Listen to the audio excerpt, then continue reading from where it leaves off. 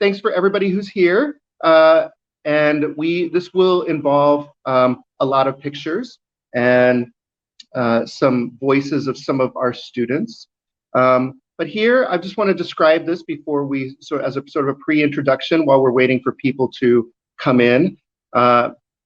This is a picture of a state park in Oregon, on the Oregon coast, near where I live. I took this picture about a month ago, traveling around with my partner for her birthday time. And I'm the weird teacher who goes around to tourist places and takes pictures of signs. That's me.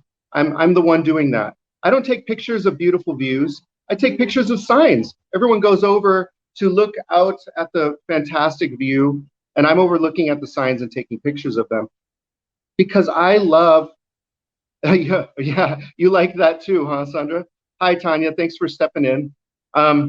I just find them so fascinating, and I think about them as ways to practice English.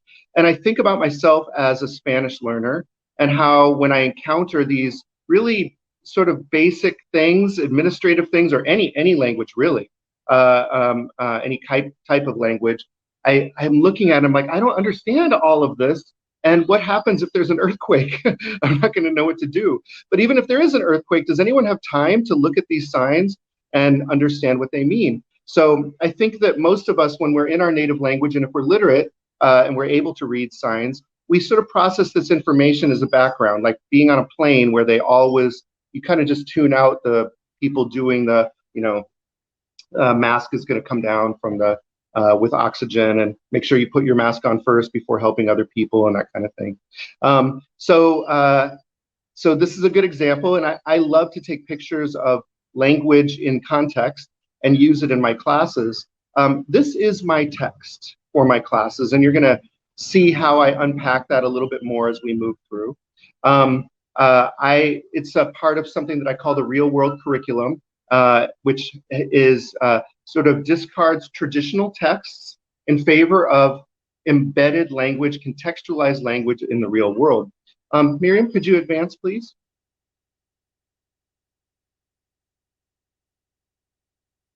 Yeah, so the title of this is People, Places, Things is my company. I founded it about 10 years ago.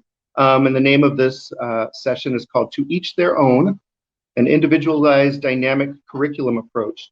And I'm going to share with you today something that I've been working on since the pandemic started, where we've moved away from group experiences and directly into, you can think of it as almost client services, but it's got some English for specific purposes in there. It's got some workplace ESL, but it also has a lot of what I call relational immersion, which is something that I'm working on articulating in a formal way.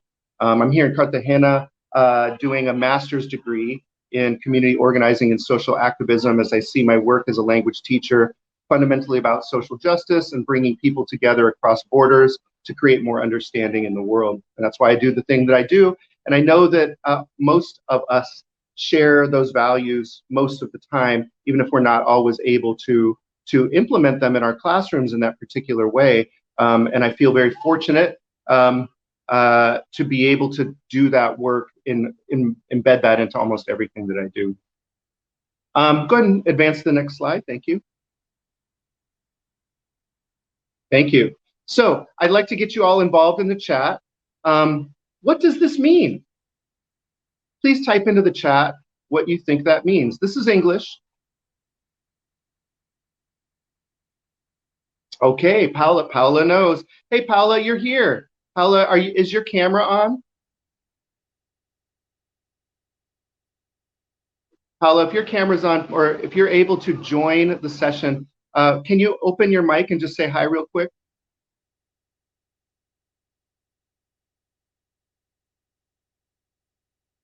Paula is going to tell us a little bit about her experiences later, and I just want to make sure that she's able to speak. Anyway, that's right. Caitlin knows and Paula knows. But if I were to encounter something like this from another language context, I might not know what that means. Can you advance the slide, please, Miriam? Thanks, Miriam. Yes, you have to request permission to share audio and video, Paula. And Joseph, if you're here, please click. There should be a blue button there, or maybe it's gray. But Paula, please work on that while we advance through so that we can make sure you can speak. So here's my, my COVID-19 vaccination record card, and you can see there under date MMDDYY. And if you were new to English, you may find that very confusing. It should, especially because in many parts of the world, most cultures write the day first and the month second. And so that's just one of those cultural contextual areas that are so basic, but they mess us up, even at advanced levels of a language. And we can wonder, you know, what is that we're talking about? Because it's not really a language problem, it's something else. It's a cultural problem, in my view, and we need to be teaching culture at the same time. I believe that. And everything that I do is built around that, even though I do think there are spaces that are really more formal in their language. But this idea of embedded contextualized language is going to come up over and over again. Please advance. Thanks, Miriam. Okay, now here's one that's a little bit harder. What does this mean? Anyone know what this means? If you don't know what it means, you can just type, I don't know, and then I'll know that you're seeing me and I'm getting a little feedback from folks. Okay. Oh, Andrea. Hey, Andrea, good to see you. Thanks for joining us. Okay, Miriam doesn't know either. Andrea is one of our teachers. Oh, Miriam, it says it's waiting approval. Can you do that? I don't think I can.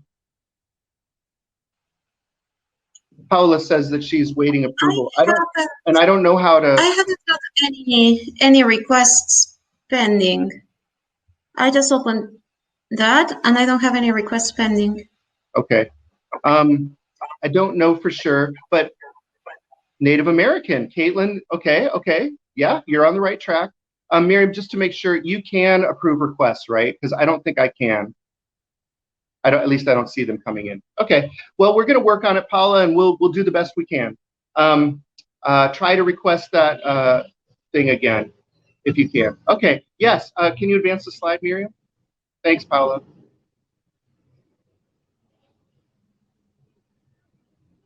So, yes, as Caitlin mentions, oh, there's a lot of motorcycles outside. 1 second.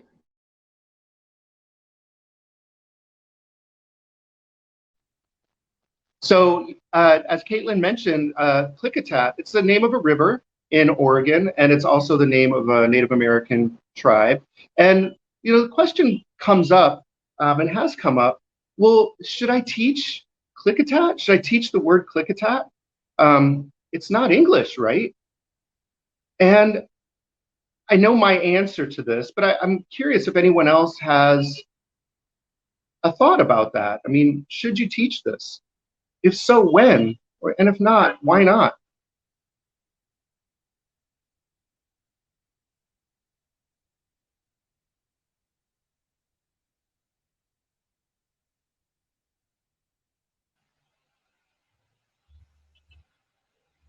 Should you teach this if it's important to the student somehow?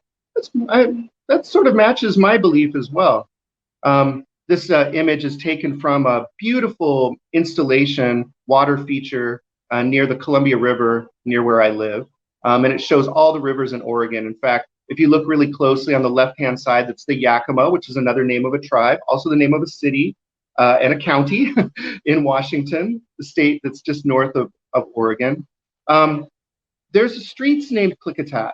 There are rivers named them. So it seems to me that this helps us understand that if we're trying to teach someone who's living in Oregon how to understand their environment, how to live in Oregon, we need to present this word to them. And maybe we want to help them understand it and realize, oh, that's the name of an indigenous tribe. And they still exist. There are still people who are Klickitat folks or speakers of that language. And that helps helps people understand the world that they're living in. Okay, please advance. Okay, so I'd like to invite you all to think about the difference between literacy, fluency, and proficiency. Don't write anything yet. We're going to go through a series of a couple of slides, and I'm going to share with you what I mean by these for the purposes of this presentation. So please advance, Miriam.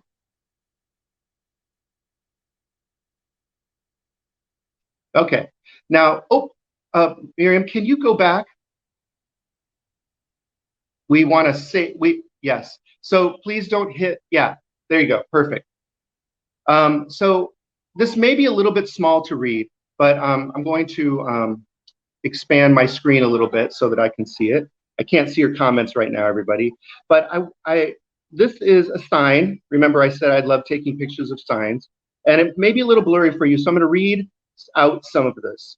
And I want you to think about what kind of classroom space would it be in that we would use this, or maybe better, how would a person who doesn't speak English well, who's visiting the Oregon coast as a tourist, so they have kind of basic English, how would they possibly understand what this is? So it says, who's who in the intertitle?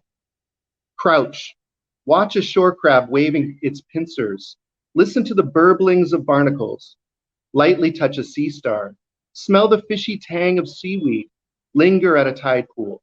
There, did you see the tiny fish called a tide pool sculpin dart by? A green anemone waves its tentacles.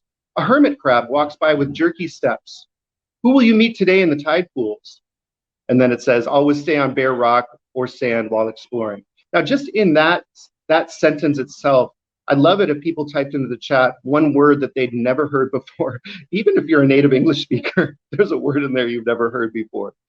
I really like the writing of this as a person who loves writing and loves words, but I have to say, this is not that helpful to your average tourist, even native English speakers. It's too well written, maybe we could say, to be understandable.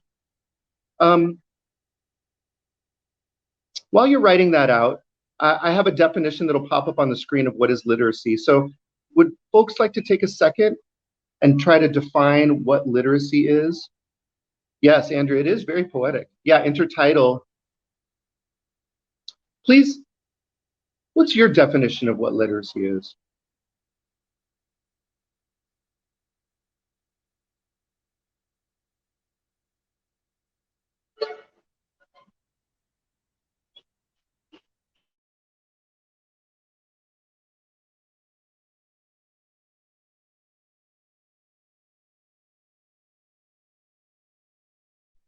Thank you, Miriam. Knowing how to read and write. Pretty understandable, intelligible definition of literacy. Well, as you're reflecting on that, Miriam, could you go ahead and advance the slide? Or hit the button. There we go.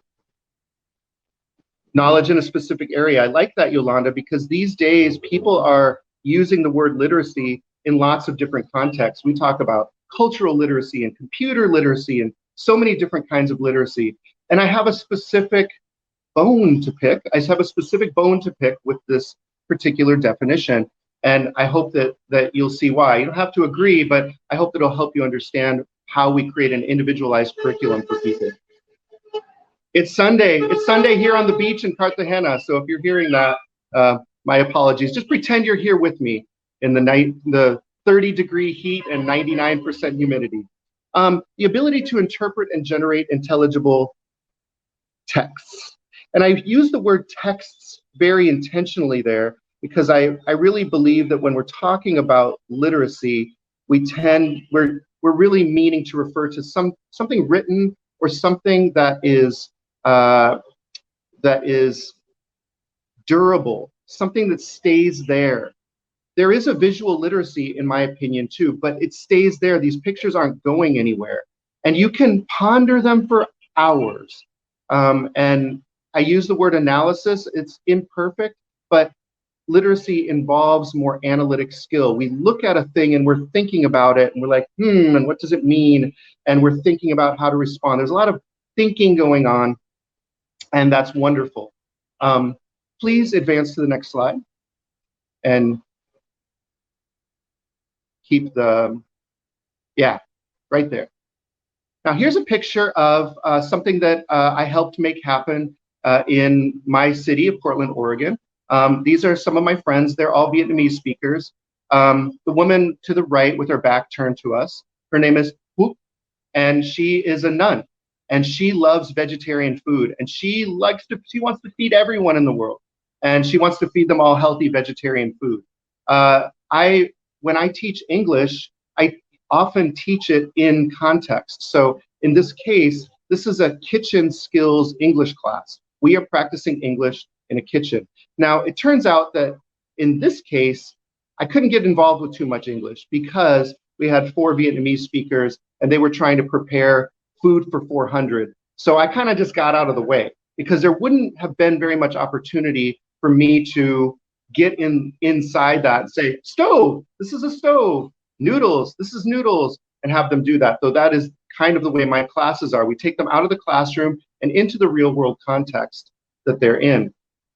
While you're hearing me describe this scene, please type into the chat if you have any ideas about what do you think fluency is? What's fluency as distinct from literacy?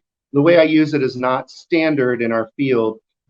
I think it's good, but it's not standard, so I'm going to have to defend it a little bit. But what do you think fluency is? And it was so amazing. Those pink plastic nets are filled with small packages of bean thread noodle, and we made 400 dishes. So Miriam, Paula's saying that I'm sure you can see her chat. I'll just keep on going. So I can use these pictures as a way to describe the real world, just like we saw with Seal Rock and even with the last picture, intertidal. Here, Con Lee is working with some seaweed there that's going to make and cilantro that's going to make it part of the dish. It was delicious, by the way. Well, I haven't gotten any answers about fluency, so I hope you're reflecting on it a little bit. Miriam, if you could just press the forward button 1, reveal my definition there. So for me, my definition of fluency, or the one that I'm using in my practice, is the ability to receive intelligible messages in a timely way. And it involves a lot more synthesis than analysis. Certainly analysis is there, but it's more related to that in that we have to bring many things together. And so note, in my definition, literacy is more focused on things that are staying in front of you, but fluency involves things that happen in time, and you have to respond to them, and they disappear. Like when I'm talking, what I just said a second ago, it's gone, and it's gone, and it's gone, and it's gone. And in order to do that, it involves, we don't have time to really think. When you're good at things, you do have a little more time to think.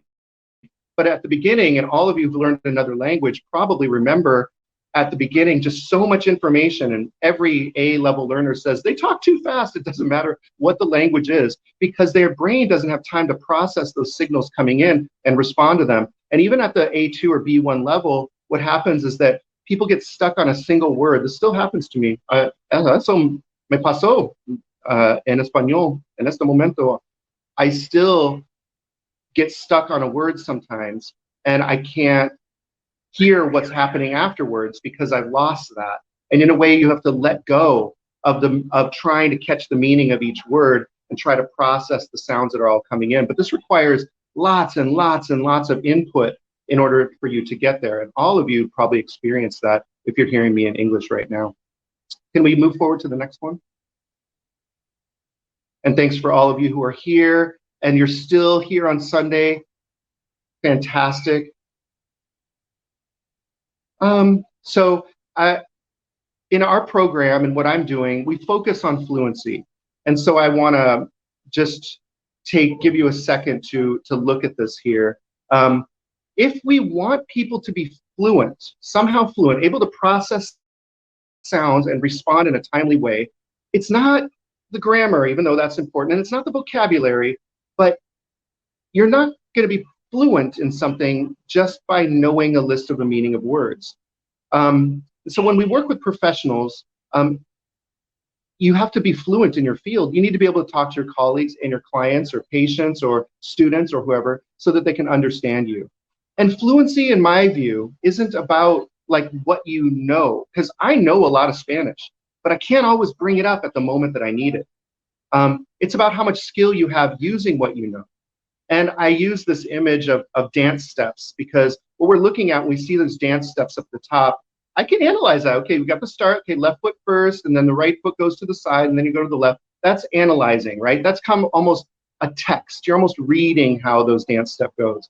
But in order to dance, you have to practice the steps until they become natural. It's not enough to know that or even to draw that diagram or to be able to explain it to somebody. You have to get out on the dance floor and you have to be able to do it. And not everyone else is perfect either. So when somebody messes it up, you have to be able to respond to that in a fluent way. And so that's, for me, the difference between literacy and fluency. I feel like when I'm teaching my students, especially immigrants and refugees, I don't just want them to be computer literate, that is, to be able to understand how a computer works. I want them to be computer fluent. I want them to be able to use a computer in real time to send text, to send emails, to do the things a computer does. When I'm teaching someone how to drive in English, I don't want them to be driver literate, that is, to pass the written exam. I want them to be able to drive. And when I'm working with language learners, I don't want them just to understand the grammar, what a word means. I want them to use grammar in the space that they need to use it. Please advance.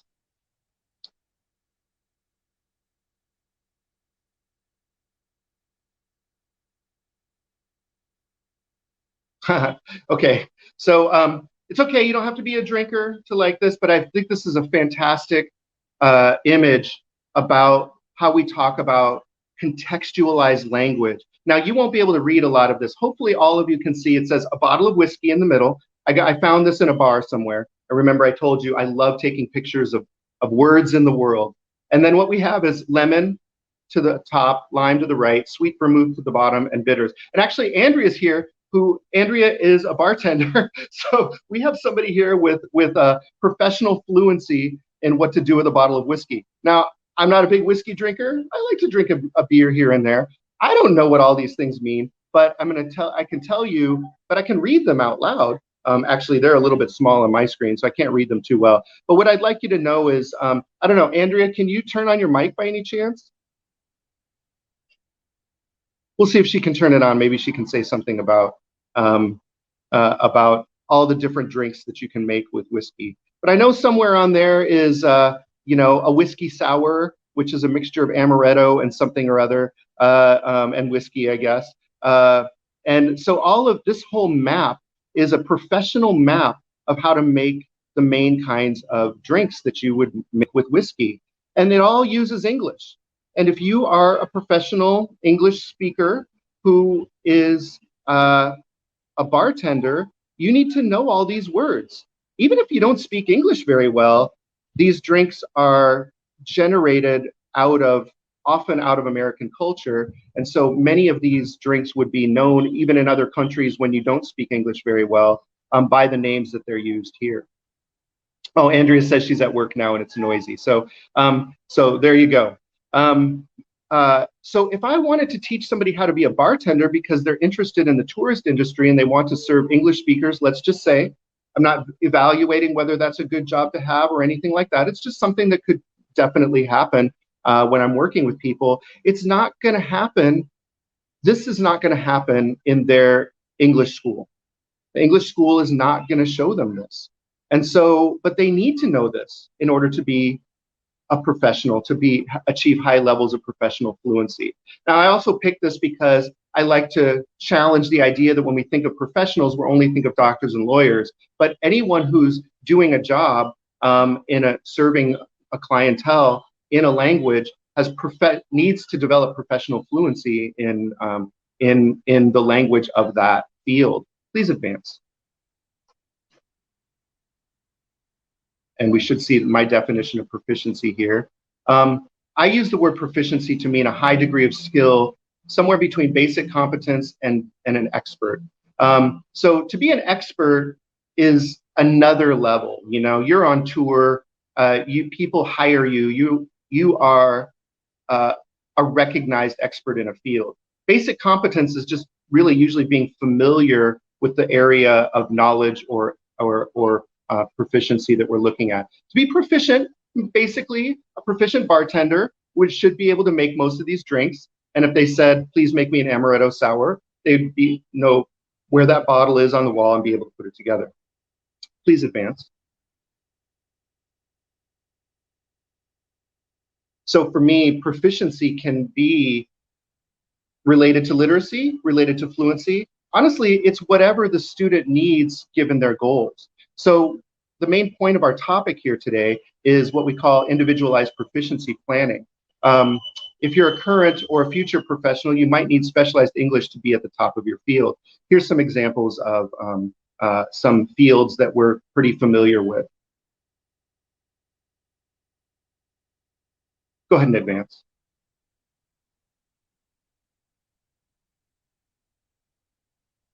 I love this phrase in Spanish, la práctica hace al maestro. And there's probably different versions of this. And if anyone knows it in a different way or I got it wrong, please feel free to comment in the chat. I feel like you can interpret this in several different ways. In English, we say practice makes perfect. But I love how in Spanish, it's not the same thing. It doesn't say la práctica hace a la perfección. It says practice makes the teacher or practice makes the master. And then there's that double meaning in Spanish between teacher and master, which there's no real connection in English between those two words. But I love that, you know? And so for me, I love being able to shift between all three of these meanings at any given time, depending on where we're at. But all of them make the same point, which is if you want to become proficient, more than basic competence, you need to practice a lot. And for me, that means fluency. And so I'm going to run through how we create an individualized proficiency plan for any of our professional students, especially people who are at B level or above, like Paula, who's joining us today. I don't know if we're going to get to see her face, but we'll keep her interacting. Paula, thanks for staying engaged. She's probably Paraguay. Probably Paula's happy that she won't have to speak in front of everybody. Most of us get a little bit nervous. I'm even a little nervous right now. So, but we'll see if we can figure out a clever way to get her involved there. And I don't know, Joseph, if you're here, please say hi too, because Joseph, we're gonna hear from Joseph a little bit later too. But so the way we do this is instead of me teaching English, I play the role of a coach more than that. I meet you, I assess your goals, I assess the resources that you have and the timeline you want to meet that goal. And from that, we determine a proficiency action plan, and I'm going to walk you through that.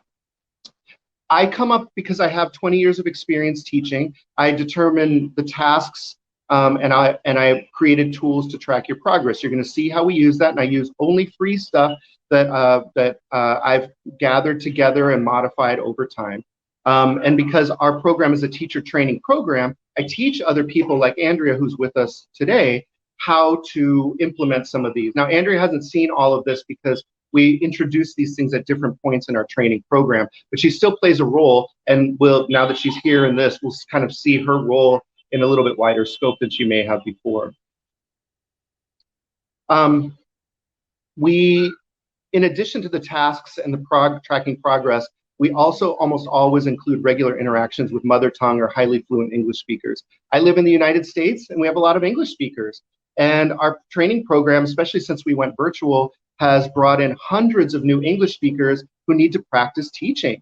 And so while you need to practice, some of you or your students need to practice speaking English, sometimes in a specific domain, like Paula, our teachers need to practice teaching. So it's a really nice opportunity to actually connect, something that we could never do before. And we can do this relatively inexpensively because the teachers they're in a practice program. They need to practice for free. So we don't charge for that. And that means our language learners in Bolivia, as Paula and Joseph are from, but also here in Colombia that we're meeting, and in Vietnam and other folks around, get an opportunity to get a lot of practice with highly fluent or mother tongue speakers without having to pay a lot of money, which it would be very difficult for them to come up with that cash, especially when the economies are very different. So everything we do prioritizes contextualized practice, like the examples we've seen before. We're giving you the language that you need to succeed in whatever area you want. I should reinforce that typically when we're doing a proficiency plan, it's somebody who's at least at a B1 level or above. The A level folks usually just need lots and lots of input from a variety of different places, and a classroom experience is going to be just fine for them because they need to get exposed to hundreds of hours of input before they're going to be able to really start processing these things. So the plan comes into play usually when I can have a conversation with them in English. On occasion, somebody really needs to reach a level and they're at the A2 level, and if they're in Spanish or if I can get an interpreter, I'll work with them. But let's advance the slide to see how this works. Oh, and Sylvia, thank you. I was missing an accent on práctica, so there was a mistake in there. You didn't correct me. Thank you. You're very kind. So here's the first thing. It starts with an intake. Now, most of the time, this is where we would charge somebody for something, but a lot of times I don't even do that because it's just not really what we're trying to do. I really want to see people reach their goals. And when we're working in cross-national contexts, people can't really afford that time. And also you lose money when you're passing it across national borders anyway. So, but this is one area where someone with a high degree of skill in teaching and assessing learner needs, we use this proficiency action plan intake form. It's a 1-hour meeting. In that, we determine the goals and the timeline and the resources. We assess their skills and experience. I talk to them about it, but I'm also kind of evaluating them. I demonstrate the process we use. I familiarize them with the tools. I clarify what the next steps are. And then I identify any barriers to motivation. Sometimes people are like, teacher, I'm so ready. I'm so ready. I'm going to learn. I'm going to do it. But when life happens, it takes hundreds of hours of practice, and you really have to quedar pegado. You have to keep sticking to it, you know? Otherwise, you're not going to develop that fluency because proficiency requires a lot of practice. Go ahead and move forward, please. And if you're getting, at this point, you're going to see how we do this. So if you have any questions, go ahead and type them into the chat and we'll answer them as they come up or at the end. All right, so out of that, I develop a plan for them. And we hold that in a Google Slides. And here, Joseph's here. This is the plan that we made for Joseph about a year ago when we started really developing this. I never liked online teaching. For 10 years, we've been doing teacher training and working with multi-level groups of immigrants and refugees, mostly adults in Portland. But once the pandemic came, I wanted to teach. Sorry, I don't want to fight over the motorcycles. I wanted to teach those same learners, but also I realized I could teach my friends in all sorts of other countries.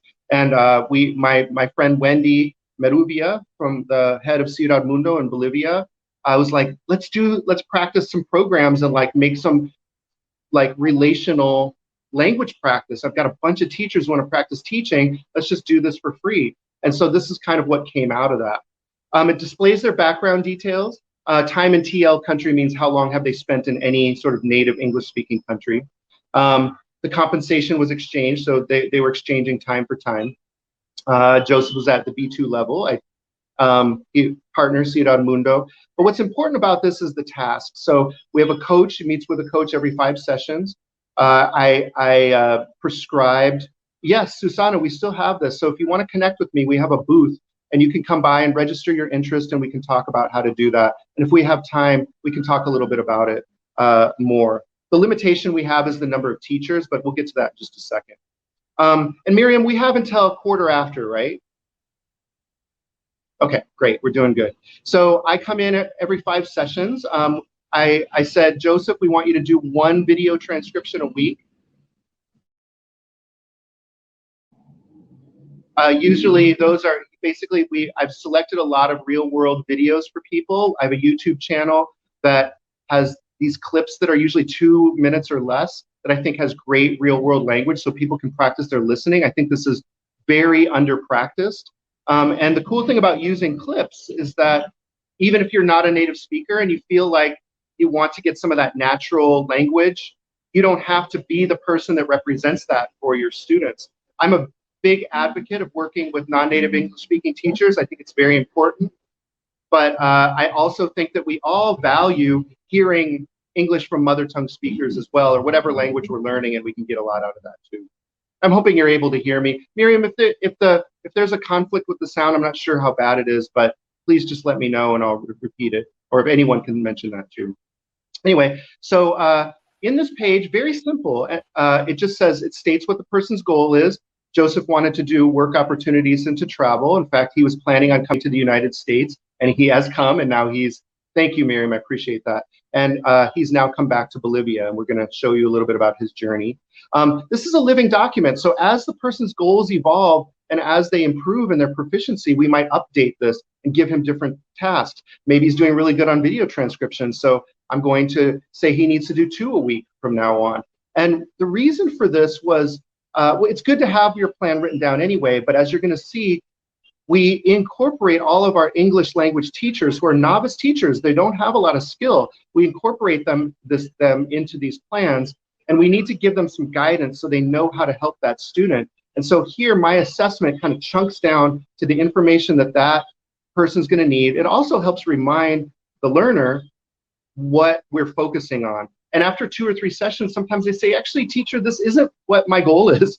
I actually want to do something else. Great. We have a little session about it. We talk about it. We might change their goal. I'm sure all of you have seen this. I love working one-on-one with people, and it was over 20 years of teaching. Even though I love working with groups, and there's so many amazing things you can do, the simple reality is for people who want to develop high degrees of proficiency, the ability to spend time just with them and focus on just their needs is like, it's amazing. And the fact that we can meet, introduce someone in New York. I'm in Portland. I can introduce someone in New York to someone in Hanoi, Vietnam, and they're getting a window into each other's worlds is like something special and new. And I'm going to show you a little bit about why I think that is so great. So that explains that. Miriam, could you advance a little bit?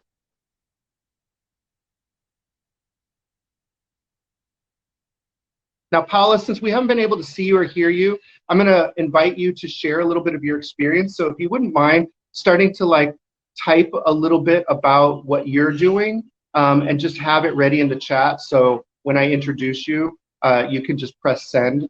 Not yet, though, please. We also use another thing we call the content session tracker. This is actually in the same Google Slides. And all the teachers who work with this person do just a really basic, doesn't need to be pretty. They basically say what they did in that class. And that way, people like Joseph, who's had probably 40, 50, 60 classes with a variety of different teachers or teachers in training, there's a document of all of the things that have happened in all of his classes. Now, I need this because I need to analyze my teachers in training to make sure they're staying on task and they're using good techniques. The teachers in training need this because they forget sometimes what they did and what was important. But also we can see each other. So the teachers in training can go back, and once they see the goal, they might think, oh, here's what I'm going to do for my class. But they can look back, they can see, someone already did that. So I'm not going to duplicate that lesson. Or maybe they choose to duplicate that lesson, but go a little bit deeper or do a review of it. And so this way we can share with each other what we're all doing. So everyone gets a lot of different teachers. And really, they're just making a lot of friends in English. When I can, of course, though, if someone has a professional goal, I'm aiming to match up people that have that professional experience. So if it happened to be that Andrea's a bartender, she lives in Oaxaca right now, she has professional fluency in bartending. Oh, Paula, can you say hi? Still not hearing you. I don't know if you have to be, yeah, I don't know why it's not working, but that's okay. We'll get there. Anyway, you can see here that on March 28th from 5 to 6 p.m. Bolivia time, Patrik, Joseph, and Allison all met together. We did a handoff, we had an introduction, and we talked a little bit about it. So this also makes it very convenient for all of us to have a historical record of that person's learning journey, which is pretty incredible. And we have another really incredible thing that I love too. Again, the Google Slides is free. Go ahead and advance, please, Miriam. You guys are being so patient. There's more people here than when we started, so I don't think we've lost very many people. I'm so grateful. I know there's a lot of amazing presenters. I've been in a lot of amazing presenters. So if you're still with us here, I just am so happy to share the work that we've been doing. And if you want to know more about it from me, I'm really here to connect with other programs. You'll see that at the end. Now, this might be a little small to read, but you can tell it's just a regular old Google spreadsheet. What's on the left-hand side is a calendar. It's a little off the screen, so we can see actually the dates. And then under that is the task list that learner has that I developed that you saw in the task list. Now, the green 1s and 2.5s and all that kind of stuff, that's what the learner does to track their hours. So we teach our learners how to track their hours. A lot of people feel like, oh yeah, you know, I practiced probably 20 hours this week. When they really mark it down, it's probably more like 4 or 5. So they feel like they did a lot, but they didn't really do it. So here, this is a way of keeping them accountable and keeping on track. And a lot of my tasks and goals are very numerically oriented because it's hard to reach those bigger goals. It takes months to develop language proficiency. So if I just say, I'd like you to transcribe 5 videos, how many hours did you spend doing that? One learner at a B2 level, maybe it takes them 20 hours. Another learner, it takes them 200 hours. Both of them are going to get something really good out of that for their particular level. We choose tasks and approaches and methods and that work for their level, as I've seen some other teachers here do, like the person who was presenting about movie trailers did a great job of explaining how we can use movie trailers for a variety of different levels. We do the same thing, and I'm teaching my teachers in training, like Andrea, how to tweak the activity so that it gives the right kind of learning torque, learning leverage for that individual learner and kind of push them into the next level of skill. And what this means is that they're getting practice talking because they're working with our pro-phase one-on-one, but they also have what you could call homework, but I really call it just practice or out-of-class practice. And here we can see what they're doing, and I can see if that person's met their goals or not. If they haven't, no problem. They're not in trouble. I just tell them, if you aren't practicing out of class, it's going to take you a few months longer to reach the goal that we've set out. So do you want to reach that goal in 3 months, or should we make it 6 months? And that way the person can reflect on their own ability. It's very common that people overestimate the amount of time that they have to practice. And what can happen is that they get disappointed in themselves, or the teacher gets disappointed in their progress, says, why didn't you do your homework? And rather than doing that, we just say, hey, let's step back here and let's take a look at your goals and your timeline. Now it's a little more realistic, right? It's going to take you 6 months, maybe a year to reach that goal. Maybe we can create a goal that's a little bit closer to now, something that's a little bit more manageable, so that the person stays motivated and moves forward with that. Please advance. Miriam, I just also want to thank you and appreciate you for doing this for me.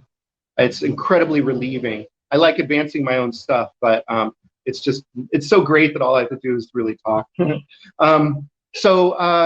Your own personal profile. So part of what we include in this, as Susanna was responding to there, we have hundreds of highly fluent and mother tongue English speakers who are getting their certificates. You can see them holding up their certificates. This is a screen capture that I got from Trello. We keep everybody in Trello so we can remember their faces and we can see what their progress is through the program. Most all of them are earning a TEFL certificate, teaching English as a foreign language certificate. They're all practicing their teaching skills. We require them to do 5 one-hour sessions with 5 different learners, so a total of 25 hours of practice teaching to complete their practicum. We offer this for free in partnership with our teacher training programs. So all you need to do, if you run a teacher training program or you know someone who does and you want your teachers to get more practice teaching, is just let me know and we'll set that up. In fact, I need more teachers. Teachers are a resource for me because I have thousands of learners who need practice. And after 5 sessions, we switch. So I need to mix everyone up all the time. Out of those 5 learners, we require our teachers to work with 3 different languages and 3 different levels. That gets them a very strong introduction to how they have to change. Thanks, Susanna. We're going to figure it out. It gives them a strong experience from a variety of different learning styles, both personal, idiosyncratic, and also cultural. And I think from my perspective, it's the cultural learning dynamics that are really stand out, because you're going to have to work differently with people from who are Arabic speakers, and people who are Spanish speakers, and people who are Vietnamese speakers. And I think that a lot of our teachers in training, when they come to me, they think, English, I know English, I'm going to teach it. And I complicate that worldview for them right away to let them know that teaching English to a Venezuelan or a Colombian is going to be different. And definitely if the levels are different, you're going to need to tweak these activities. And most of us, and this included me 25 years ago, I was like, give me my bag of tools, give me the book, and I'm going to teach right out of it. And now, as you can see, I don't use the book at all, because One student asked me one time, "Teacher, I love your class, you're so dynamic, but when are we going to get to this?" And he showed me a newspaper, and I realized it will take 100,000 years for my teaching to arrive to that student learning how to read the newspaper, because there's no pathway there. All of that newspaper was very contextualized and cultural, and I had no plan for bringing in so much jargon and all of this kind of stuff. And that's where I flipped my whole practice to say, let's start in the real world and work our way back. And now I'm going to draw a line between where they want to be and where we are now, and that's what a proficiency action plan is. Some of them go on to a full apprenticeship, which is a 100-hour apprenticeship. Paula, hold on. We still got to, well, let's just take a break. You guys have heard me talk a little bit. So you can see Paula is letting us know what her reality is.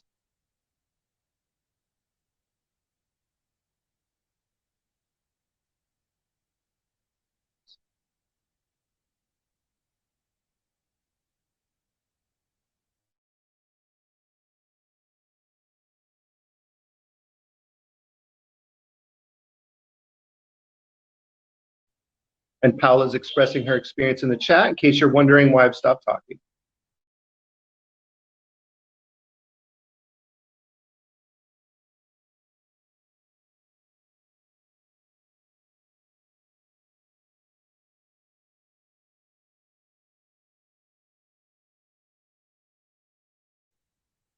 So Paula's already teaching. Her English is good and it can use some improvement. So we're working with her in a couple different ways. And thank you so much for sharing, Paula. She's seeing that one of the classes that she teaches is a translation, as she's mentioning here.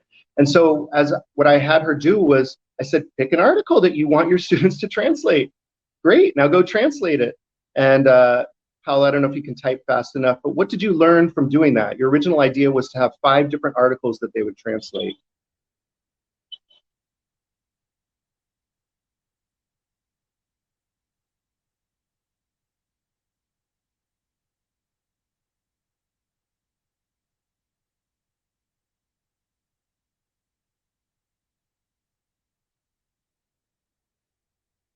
We'll see if it pops up there in a second. But the first thing that happened was she realized how long it took to translate an article. Originally, I asked her, what kind of language do you think will be a challenge for people? And she made a list of words, but they ended up being kind of very basic medical terms that probably most doctors will know. But what came out of actually translating articles was an awareness of hidden language, hidden professional language that becomes a barrier for people that they don't realize until they're actually doing that translation. So we cut it down to 3 articles and we just did the summary. And now she has a curriculum for her classes that is much more thoughtful about what it is that the students in her class are going to learn. And it's based around the real world competency that she wants to generate, which is she wants her students to be able to look at an article in English and be able to translate in their heads to Spanish. Now, as teachers, many of you here may be thinking, okay, translation isn't the best way. But here we want to think about what the need is for those doctors.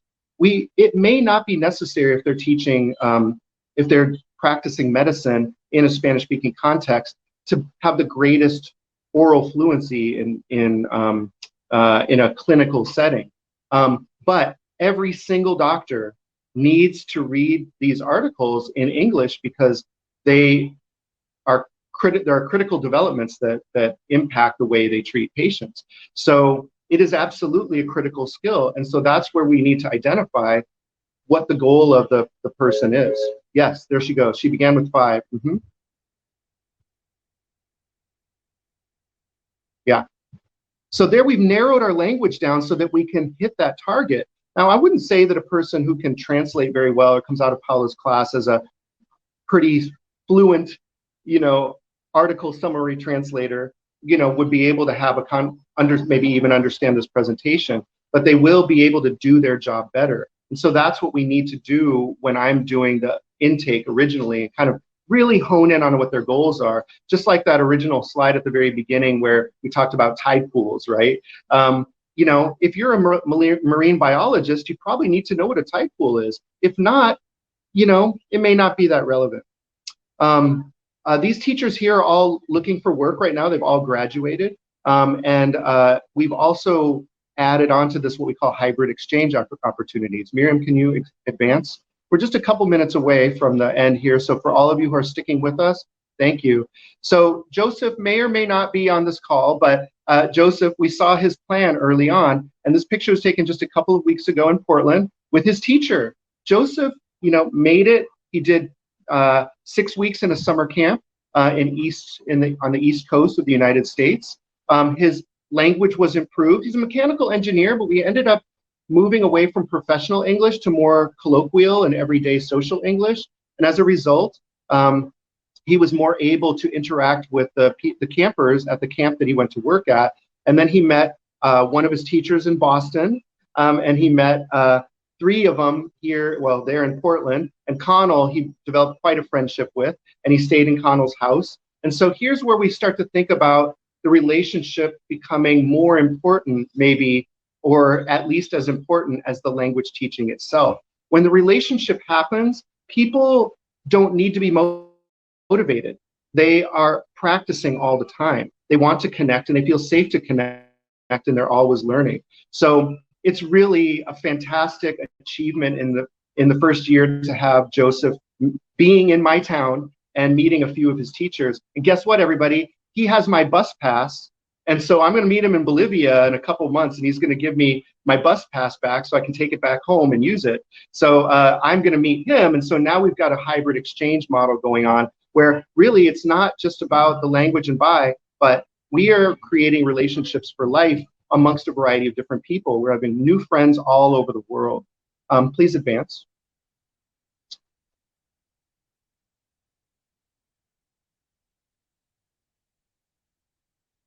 So this is a picture of somebody learning to bake bread, assume that they're in an apprenticeship. So the final role in this, and this is where Paula really comes in, is she's doing an internship with me. And basically she's learning how to design English curriculum from me that's practical for medical professionals. So I know everybody's tired of screens, but really when you're tired of a screen, what do? Do you check your Facebook? Do you watch a movie? A lot of us go to just another screen. And one of the things that we're doing is creating virtual internships. When we're connected in relationship to each other, I don't see it as a screen. I see it as a portal to meeting that other person in another place that I wouldn't have never been able to meet. And so we are connecting people with virtual internship opportunities with nonprofits and businesses in the United States where they can actually do some work for them, and they're communicating with their colleagues just the way a volunteer would if they were in your own town. Obviously, some of the things are limited. They're going to be very kind of screen oriented, but still you have meetings like this and you're really talking to people. I mean, you're really talking to them. I'm really talking right now. So Joni, thank you for your comments right there. And I'd love to carry the conversation on. It is 1:15 right now. You've listened to me for far too long and I just really appreciate it. I wish we could have gotten some other voices in here. And I'll stay on for just a couple of seconds in case anyone else wants to throw another question into the chat, but I want to give everyone a chance to get over to the networking and visiting the expo booths at this point. Thank you. Come and visit my booth. If you want to know more, click the little button. It'll send me an email and I can follow up with you later. Thank you again, Miriam. And thank you, Paula, for coming. So glad you came.